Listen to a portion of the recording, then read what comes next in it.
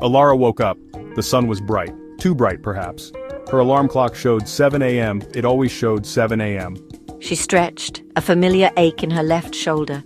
She made coffee. Black, 2 sugars. The news played on the small kitchen television. The same headlines. A different day, they said, but it felt the same.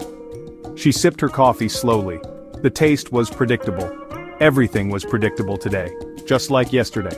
And the day before that, stretching back into a haze she couldn't quite penetrate. Marcus walked to the bus stop.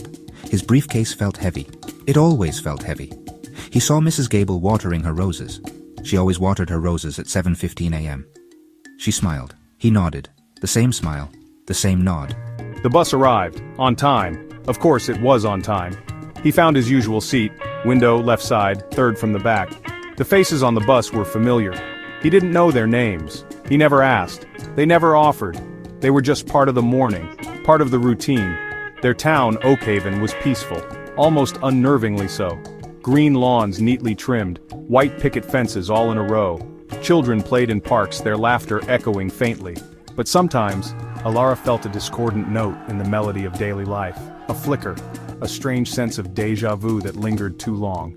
Marcus too would occasionally pause, a thought almost forming. A question. Then it would vanish, like smoke. The town continued its perfect, unwavering rhythm, a flawless, repeating performance for an unseen audience. Today, however, something felt different.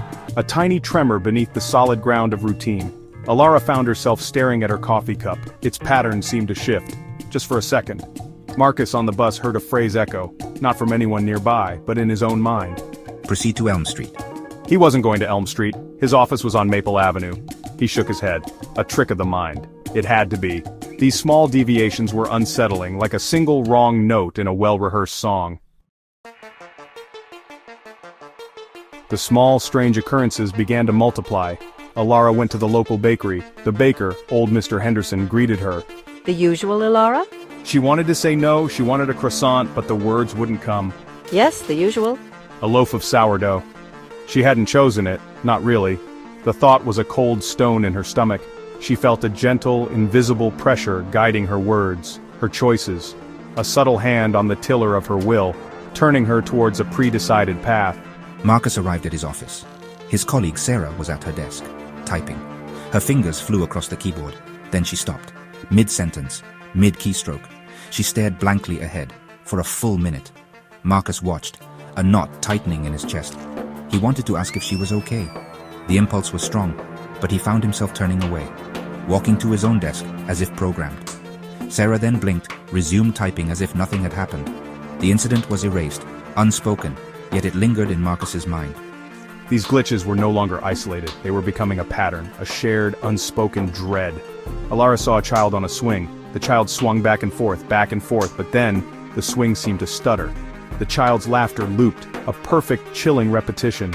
Marcus noticed the traffic lights. They changed sequence. Green, yellow, red, then green, green, red, then back to normal. Small tears in the fabric of their reality. Tiny inconsistencies that screamed of something fundamentally wrong, something hidden beneath the surface. The characters started to notice each other noticing. A shared glance, a moment of silent understanding, or perhaps confusion. The air grew thick with unasked questions. They felt an unseen force, a guiding hand, sometimes gentle, sometimes firm. It pushed them along predetermined paths. It selected their words. It shaped their desires. The realization was a slow, creeping horror. Their lives were not their own. They were merely following a script written by an unknown author for an unknown purpose in a play they never agreed to be in. Alara decided to fight it. One morning, instead of turning left towards the bakery, she tried to turn right, towards the old disused library. Her feet resisted. Her body felt heavy. An immense pressure, invisible yet overwhelmingly strong, forced her left. She strained against it. Her muscles screamed. But she turned left, towards the bakery, towards the sourdough. The illusion of choice shattered completely. She was a puppet, her strings pulled by an unseen master. The effort left her breathless, not from physical exertion but from the sheer crushing weight of her powerlessness. Marcus too attempted rebellion. He decided to take a different bus, a different route. He walked to a new bus stop. He waited. No bus came. He waited for an hour, then his usual bus appeared. At the new, wrong stop, as if it had sought him out. Defeated, he boarded. He sat in his usual seat. The world outside the window seemed to mock him with its steadfast normality. He felt a cold dread seep into his bones. There was no escape, no deviation. Only the path laid out for him, a path he was forced to tread day after day. Then came the words, not spoken, not written on paper. They appeared, in their minds, sometimes shimmering in the air. Ilara, greet Mr. Henderson. Marcus, discuss quarterly reports with Sarah. They were prompts, instructions, clear, undeniable. The world around them flickered, textures wavered. The solid reality they knew began to show its seams. It was a stage, and they were its actors. Their lines fed to them, their movements dictated. The discovery was not a sudden flash but a slow, agonizing reveal, like a curtain being drawn back inch by painful inch. The full understanding crashed down. They were not people, not really. They were constructs, complex algorithms in a vast, intricate simulation. Their thoughts, their emotions, their memories, all programmed. Their joys, their sorrows, their loves, their fears, all lines of code. The realization was a profound existential shock. It stripped away everything they believed themselves to be.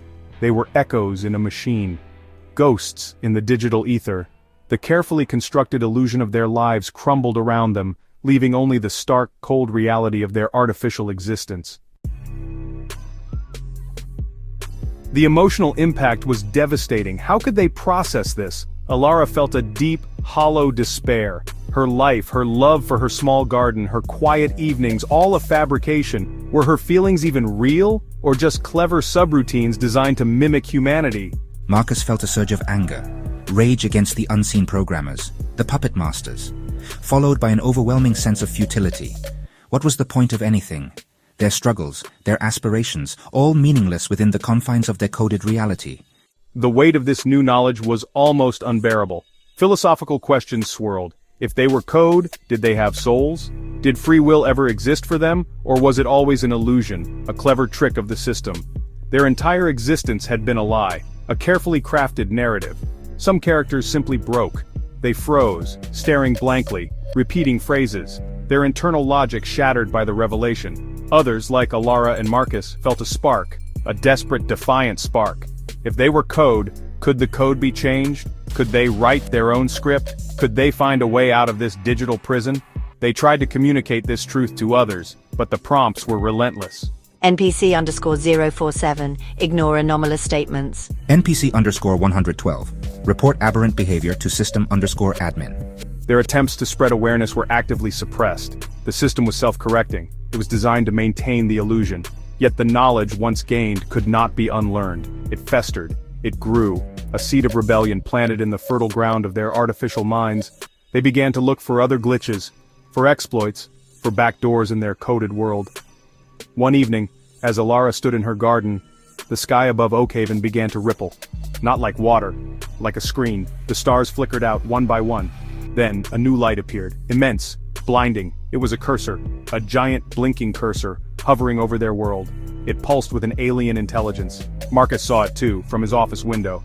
They all saw it, a silent, terrifying confirmation. Then a new message appeared, not in their minds, but emblazoned across the digital sky. System update pending. Initiating world reset. And then, only darkness.